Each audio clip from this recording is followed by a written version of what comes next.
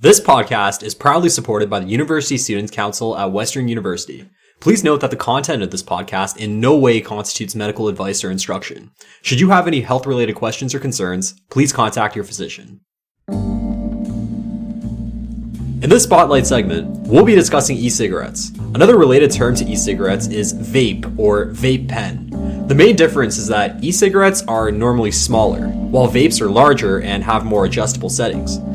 Other than that, e-cigarettes and vapes are one and the same, so we'll be using the terms interchangeably throughout the episode. In Canada, the Tobacco and Vaping Products Act became law on May 23, 2018. That means that it wasn't until about 9 months ago that adults could legally get vaping products with nicotine. Before this occurred, there's been some concern, in both Canada and the US, about the regulation-free environment in which e-cigarette production and marketing has been allowed to evolve. While government regulation showed some lag, many people were quick to show hesitation in accepting the e-cigarette, with concerns like e-cigarettes cause cancer, popcorn lung, or that they're more addictive than cigarettes. It's thought that society is being more careful with e-cigarettes because of the lesson that we've learned from the cigarette. In the mid-1930s, the public started to become worried about the health consequences of cigarettes because rates of lung cancer were skyrocketing. Tobacco companies saw the beginnings of this attitude change as a threat and began to use the so-called medical research and physicians in their advertisements, insisting that cigarettes were not harmful. They continued to advertise that certain brands were less irritating and more smooth for 2 whole decades. But by the mid-1950s, tobacco companies had no choice but to face the music. They did so by saying that the research was not conclusive, and that we still can't be sure that cigarettes cause issues like lung and laryngeal cancer and chronic bronchitis. Today, it's still hard to believe that there was a so-called controversy over whether cigarettes were unhealthy until as late as 1998. That's 60 years after the initial research findings came out that linked cigarettes to lung cancer. Fast forward to today, and you'll see a similarly polarized landscape regarding e-cigarettes. The difference is that there really isn't a lot of research indicating that e-cigarette use harms you to the same degree that smoking cigarettes does. In fact, a quick Google search will tell you that they've actually been shown to be safe up to a period of 4 years. Since e-cigarettes have only been around since the early 2000s, we won't know about the long-term health impacts in humans for at least another few decades. So the question is, should the public take the initial research findings at face value and accept the e-cigarette as a safer alternative to cigarette smoking? Today we'll be talking to Dr. Cory Yamashita, who is a respirologist at Western University. But before that, we're going to chat with an ex-smoker named Olivier, who will tell the story of what the e-cigarette did for him. Well, I'm 41 years old. I've never been in great shape. I'm an IT consultant. I work on a computer 80 hours a week. So I've never been in great shape. And for me, just going up a flight of stairs was extreme pain. You know, I get winded really, really easily. A few years ago, I started coaching baseball because I've got kids who play baseball. And just going through an hour or an hour and a half practice with the kids was torture. I'd get winded. I couldn't run with the kids. I couldn't do what I needed to do. But the after effect of stopping smoking, after about 3 weeks after I stopped smoking 4 years ago. And without really thinking about it, practices became easier. You know, I've got a 3-story house. Just going up the stairs was getting easier. And it was not a dramatic effect. It was not, from one day to the next. But slowly, things got better.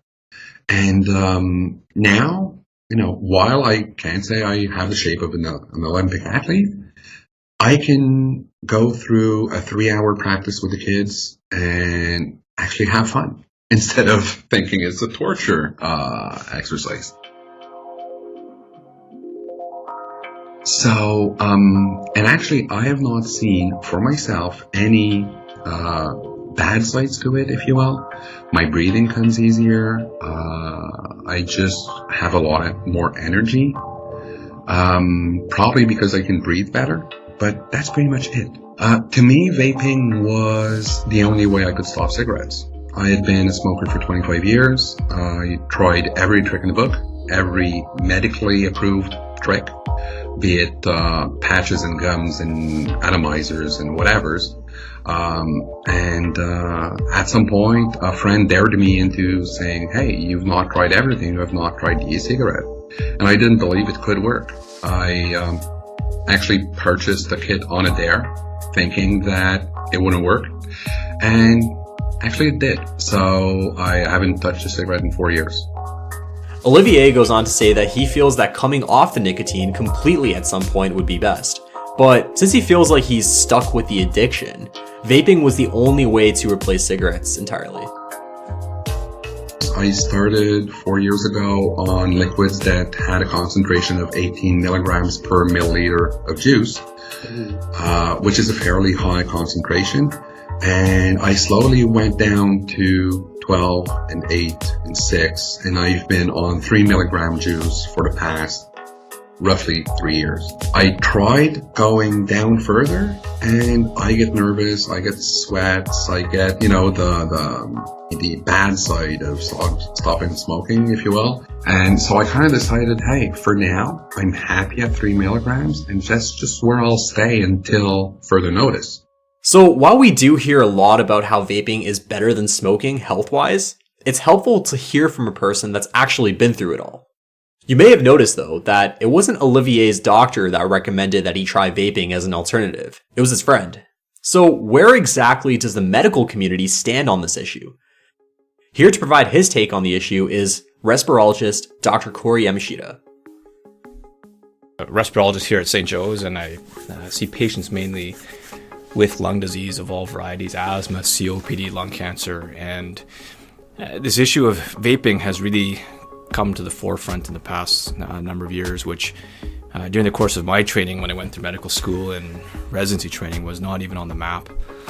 And only in the past couple of years, this has come to the forefront, and it's actually a very relevant patient issue with patients coming to clinic asking about vaping. And we've really been disarmed to some degree in terms of having updated medical knowledge, and certainly there's not a lot of clinical trials that are out there that support different types of recommendations that we make. And the data that is out there is somewhat scant and really hasn't quite met the bar of what we would call rigorous randomized clinical trials to this point. One of the most popular statistics that e-cigarette enthusiasts will throw around is that e-cigarettes are 95% safer than smoking. Really? 95%? That's amazing! It sounds unbelievable, but when you check the source, it came from the PHE, or the Public Health Department of England. Sounds pretty legit to me, but listen carefully to an interesting point brought up by Dr. Yamashita.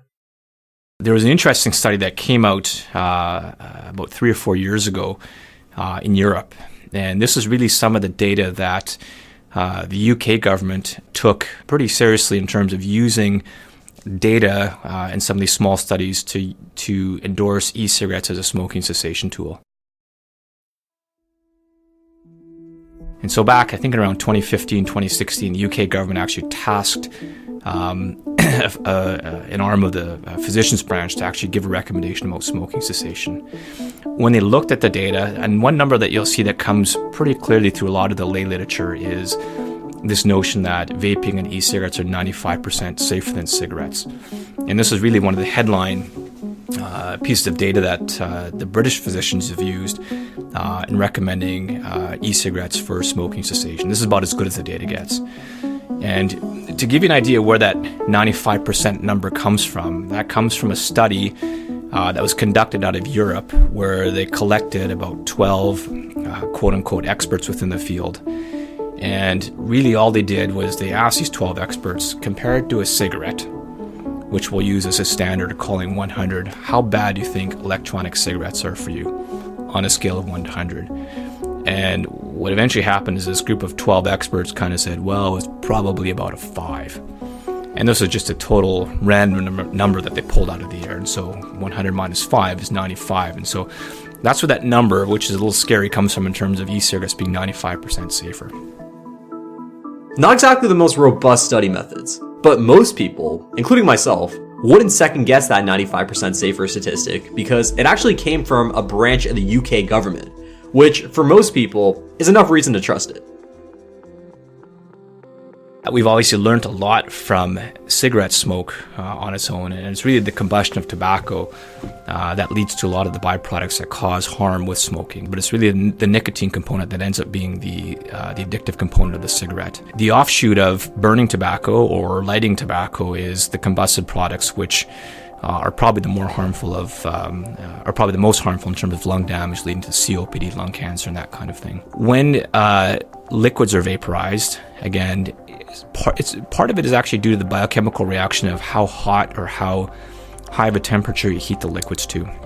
And so there is some data out there suggesting that the higher and the more intense heat that you use to vaporize the liquid, that more of these, quote unquote, bad chemicals get released into the vapor, to the aerosol. And there's no question there's things like propylene glycol and things that do get aerosolized into the lung that probably have some ill-toward side effects over the long term, but again, we just don't have the length of studies to tell us about that. As Dr. Yamashita mentioned, due to their relatively short existence, data on the long-term health effects of e-cigarettes just doesn't exist yet. And until it does, all we have to base our decision-making is off of evidence from animal studies, chemical analyses, observational studies, and small-scale clinical trials. In 2009, the US Food and Drug Administration did a test of 18 brands of e-cigarette liquids that were popular in the US market. They found that e-cigarettes, as we suspected, did contain lower amounts of potentially harmful chemicals compared to tobacco products. Other studies have similar findings, suggesting that e-cigarettes are a less harmful source of particulate exposure compared to tobacco cigarettes. But of course, more research is needed. One area of research that is particularly controversial is the flavorings found in e-cigarettes. You'll often hear that, oh, it's no big deal, it's FDA approved. And that's true. Many flavorings that are used in e-cigarettes are approved for use in food manufacturing, meaning that they're safe to eat. However, that doesn't necessarily mean that they're safe to inhale. One related headline you may have seen in the past few years is, "Vaping causes popcorn lung."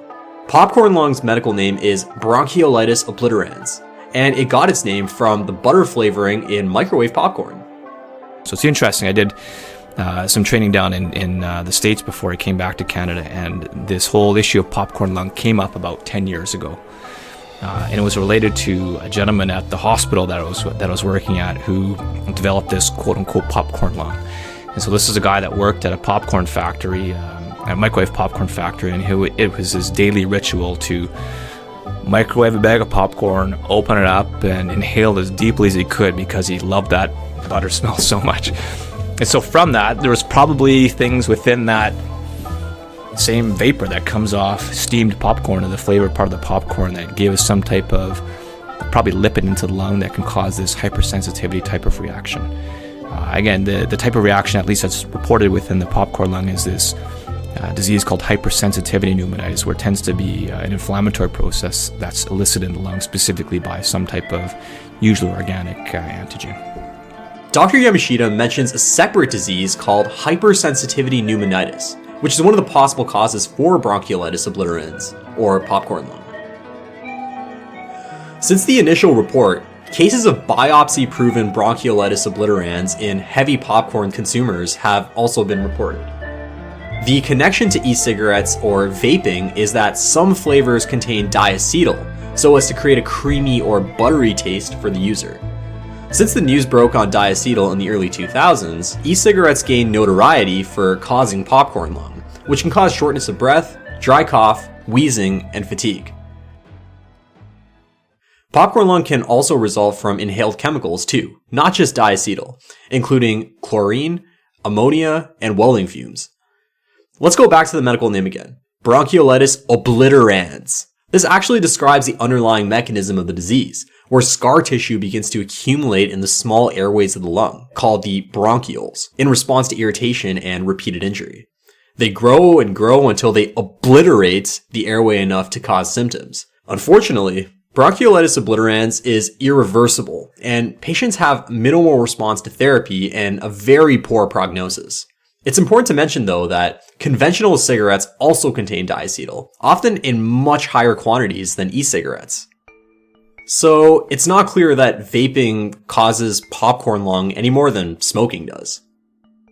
And so, as you guys have probably seen these days, the real trend for e-cigarettes or vaping has been to use some of these quote-unquote liquids that are flavored with everything under the sun, including strawberry unicorn type things. And so it raises a huge public health concern of whether or not, on the one hand, these are somewhat being promoted for smoking cessation, but by and large are being used to target the younger population and your cohort of people to either get vaping more and or to start smoking cigarettes. There's a lot of things that are happening in the background in this area as well that sometimes the public is not fully engaged with. One of which is that the majority of these e-cigarette companies and vaping companies are now owned almost exclusively by large tobacco companies. And if you look at the way that they're promoting these e-cigarettes, it's to the younger generation who probably aren't cigarette smokers at the current time. And if you look at it, they're using a lot of the very same tactics that they were using in the 1960s and 70s to get people to start smoking. For example, social media, which my generation older really aren't engaged with anymore. The bulk of their advertising campaigns are going into looking at or using social media to advertise. Hiring social influencers on Instagram to promote things, for example, like Juul, which is probably the most widely used product that's out there right now. It comes in a very slick, electronic USB-looking device that looks nothing like a traditional cigarette, and it's being targeted heavily towards the younger generation. Unfortunately, there is substantial evidence that e-cigarette use by youth and young adults increases their risk of ever using conventional cigarettes. There is likewise a lot of data out there and in numerous studies that show that if you're a young person who's a non-cigarette smoker, if you start using e-cigarettes or vaping, there's about a 5 to 10 times likelihood that you'll start smoking cigarettes within the next year. And so, not to be a pessimist about this, but from a large tobacco company, you can see there's a large number of patients or a large number of people out there potentially who are customers down the road for not only vaping but also regular tobacco cigarettes. And one of the big fears is that all of this promoting e-cigarettes to the younger generation is going to undo a lot of the successful anti-smoking, tobacco smoking campaigns that have happened over the years. And there's no question that the prevalence of tobacco smoking has gone down, particularly in the younger generation. And it's a large untapped market now for the tobacco companies to engage a new generation of people to take up either vaping or cigarette smoking. Now that we've talked about the potential impact that e-cigarettes has on the field of vaping research, popcorn lung, and the marketing of e-cigarettes to youth, you may be wondering, what does Dr. Yamashita actually tell his patients? So usually my discussion with patients centers largely around why or how or whether or not they should use e-cigarettes, particularly if they're lifelong smokers. And there is data upon data upon data to suggest that patients, no matter what stage they are in their disease, should attempt to quit smoking. And so one of the big things that I tell patients is no matter if you're 45, 50, 60, 70, there's never too late of a time to quit smoking. And this is borne out from a lot of large-scale data that has shown that over the years, where they studied cohorts of patients, studied different patients at which time they stopped. And there's no question that there's probably an effect of mitigating further loss of lung function, those who quit even late into life. Interesting, the number ends up being around 30 to 40 years old. And so there was a large study that came out of Toronto a few years back that looked not only at lung function, but asked the question, how much longer will I live if I manage to quit smoking? And this is something that I use in clinic to talk to patients about smoking cessation and potentially using e-cigarettes. And that number looks like it's around 30 years old. So if you're 30 years old and you've smoked up until that point in your life but can manage to quit, we think by and large that your life expectancy, lung stroke, cancer, heart disease tends to be the same as a non-smoker. And so in that population, and somewhere around 30 to 40, I am quite adamant that that is the age that you really, really need to get on top of patients to quit smoking. If we introduce e-cigarettes as an alternative, I think an important discussion point, and this came about and was kind of shown again in a recent clinical trial, that if you use e-cigarettes to quit smoking, it is of utmost importance that you don't become an e-cigarette and cigarette smoker at the same time. And there's Canadian data, and a recent trial showed that if you use e-cigarettes for smoking cessation, there's a large number of patients, if you look far enough out, who have gone back to smoking cigarettes and are also vaping at the same time. There was one of the clinical trials just published a couple of weeks ago where the data actually looked pretty convincing in the sense that compared to our traditional tools for smoking cessation like nicotine patches and gum, that an e-cigarette is probably twice as effective. So I think there is a place for it. Health Canada has not come out with a policy like they have in the UK such that physicians should endorse them completely. But I think, personally in my own clinics, and I don't want to speak for all my colleagues, but I certainly advocate for patients using e-cigarettes that they can use it as a tool to get off cigarettes. Thanks for listening to this Hashtag Health Spotlight. We want to thank Olivier and Dr. Yamashita for their contributions to this episode. If you like this episode and want to hear about other topics like hashtag probiotics, hashtag longevity, or hashtag porn addiction, go check out our page. Also, don't forget to subscribe to the Hashtag Health Podcast and follow us on social media to be alerted when we post new content.